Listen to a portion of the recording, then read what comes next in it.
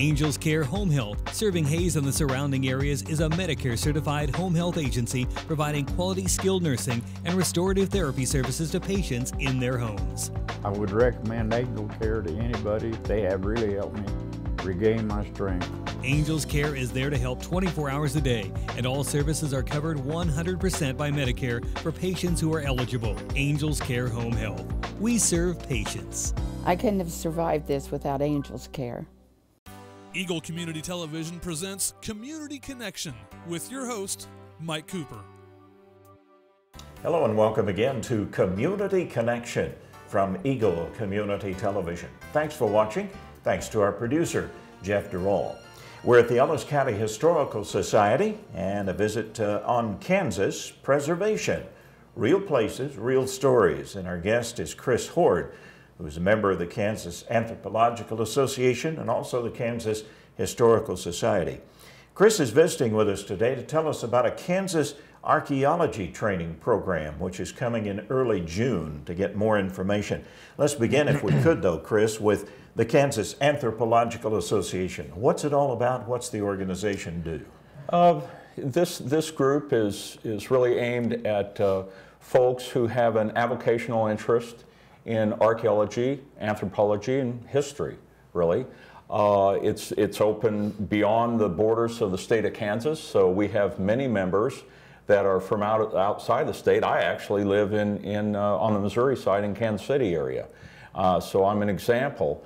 But most of our members are from inside the state, and we have members ranging from kids clear up to folks in their 80s and 90s. Is it a yearly membership type thing, Chris? Yes, most of us renew on an annual basis. There is a provision to do a lifetime membership as well if one chooses.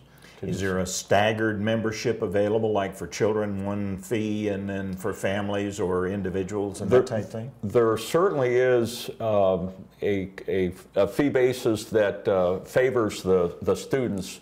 It's really a nominal fee, $5 for a student membership, whether it's elementary, high school, college. And then there's an individual and a family membership available as well. And what does the membership get you? The membership gets you this publication here, which is quarterly. And also we have another publication that's quarterly as well, that's a newsletter type of thing. And then also there's an annual publication as well that comes from the Kansas Historical Society, which is very nice. And this publication itself is from the Kansas Historical Society, talking about national and state registries. The reason that we are highlighting this particular publication is because it relates to the Kansas Archaeology Training Program, which is coming June 5 through June 20. Talk a little about the program known as KATP, would you, Chris? Yes. This year, 2015, is our 40th anniversary for this program. It's kind of the highlight of the year for us with the KAA, Kansas Anthropological Association, and KHS. It runs for 16 days. This year it will run from June 5th to June 20th, and this year it is taking place back here in Ellis County. I say that because only 2 years ago we had the KATP program here in Ellis County, and we worked a different type of project then. We moved this project around the state to different parts of the state each year, and that way it benefits. It's easier to participate in the program for different regions of the state. But we've come back to this area because in 2013, while we were having the program here, we learned of a site that we've become very interested in and is very underrepresented in terms of our knowledge. And this is a prehistoric site a few miles west of Hayes here in Ellis County. And that is where we will be doing the field work this summer with the KATP. Now 2 years ago, we did a historical type of project where we were investigating in the field the presumed location of the Billy Dixon trading post site. And actually the final report of that for that project is about to be released soon this year. This year we will be working at this prehistoric site that it looks to be the type of site that represents a culture that inhabited this area between about 500 AD and 1100 AD. And this culture, we as archaeologists term the Keith phase. We don't know what they call themselves, but it's a very important time in the history of the area because it represents a time when those people in that culture were first learning to use the bow and arrow. Before that, it was all spears and darts and atlatls. It was a time of technological change and cultural change for them because also they first started learning to use ceramics to make pottery. And it's the earliest that we've found pottery in western and northwestern Kansas. Furthermore, it's poorly understood, this Keith phase, because most of these sites have been obliterated by cultivation practices in southwest Nebraska and northwest Kansas.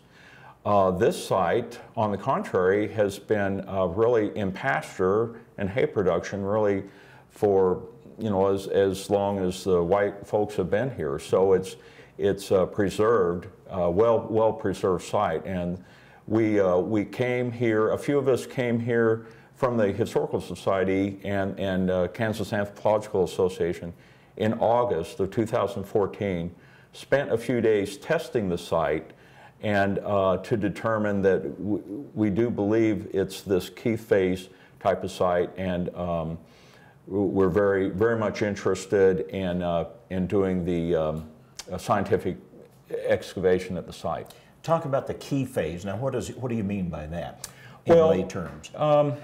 It's a name for a culture that we.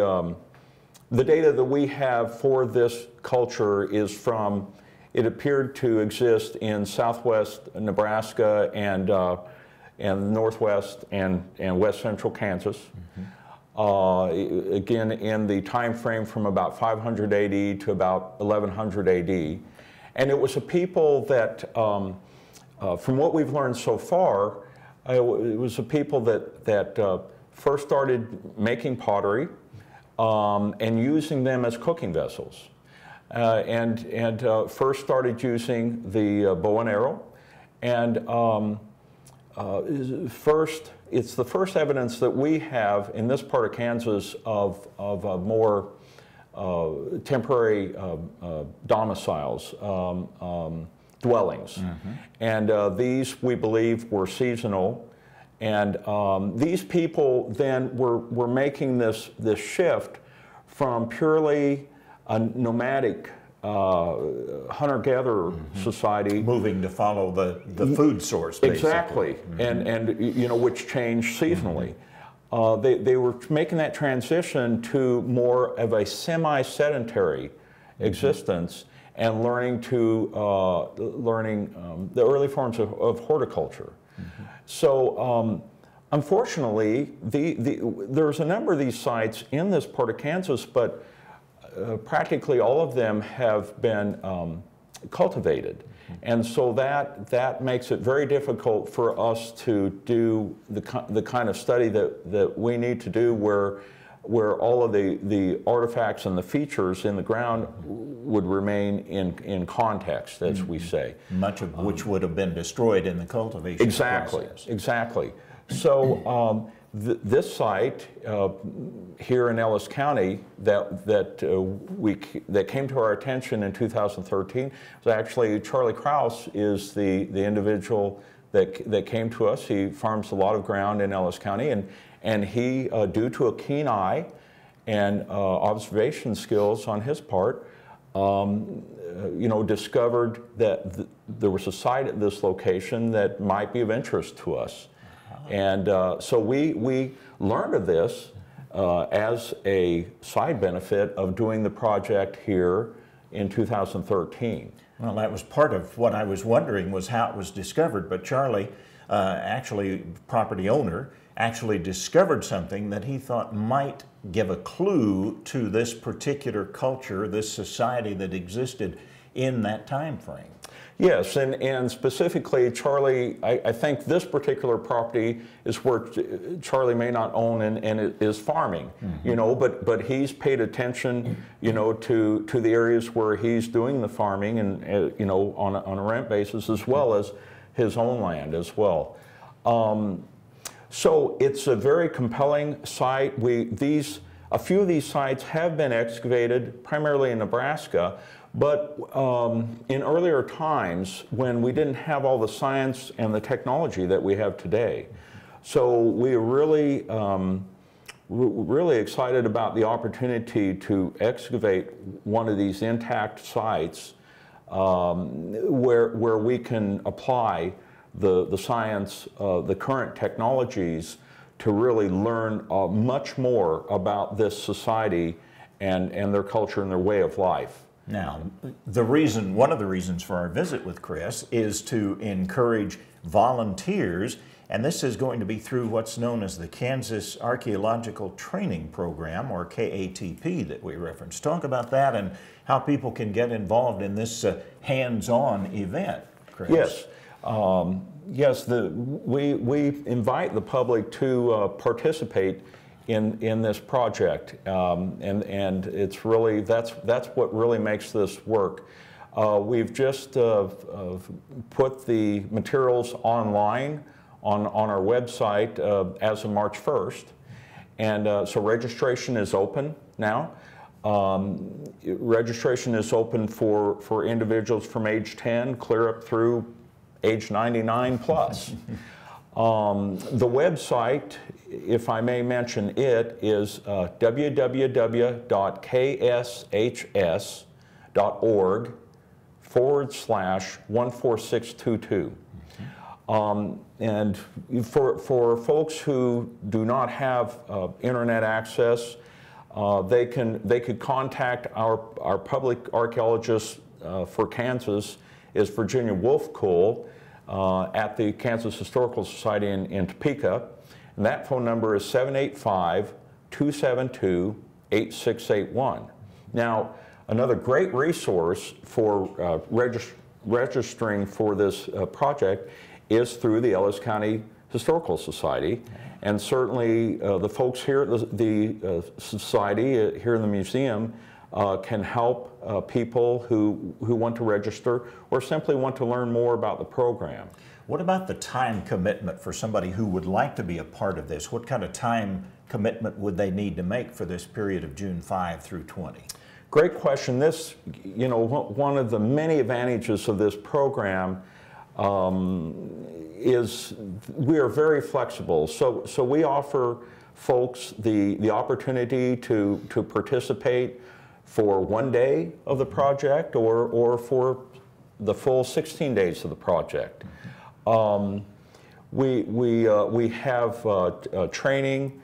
There's a course called our orientation course that is offered every morning during the 16 days of the project, and folks have to register and pay the nominal fee, and then attend this meeting that is at 8 a.m. every morning during the project. And then and then if they've never participated in the Kansas Archaeology Training Program before, there's another class, a second class that they need to run through as well. And so those two classes altogether are 3 hours, and then that opens up the full breadth of opportunities to participate in the program.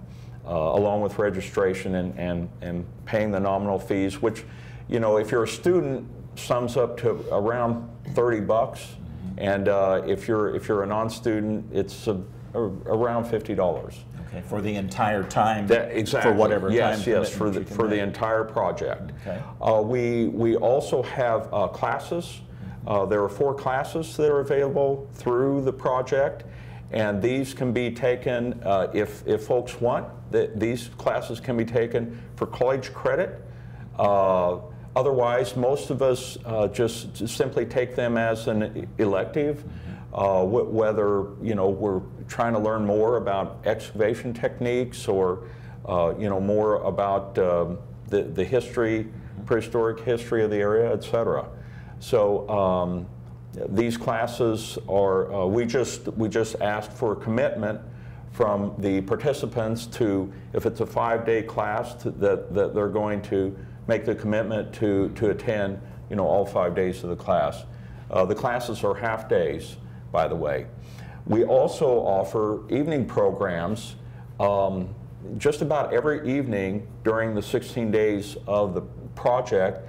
These are free and open to the public, whether people are participating as registrants for the project or not. And we have some great speakers lined up. So we've got the Kansas Anthropological Association, Kansas Historical Society, and the Kansas Archaeology Training Program, June 5 through June 20. Further information through your Ellis County Historical Society Museum at 7th and South Main in Hayes, and from the Kansas Anthropological Association, Chris Hord, a member of the Kansas Historical Society as well. Our community connection. Thanks for watching.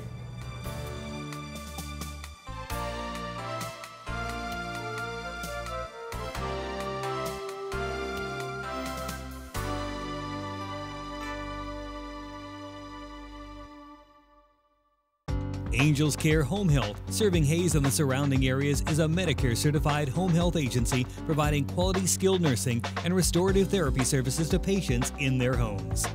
There's not any words to describe their kindness. Angels Care is there to help 24 hours a day, and all services are covered 100% by Medicare for patients who are eligible. Angels Care Home Health. We serve patients. They saved my life.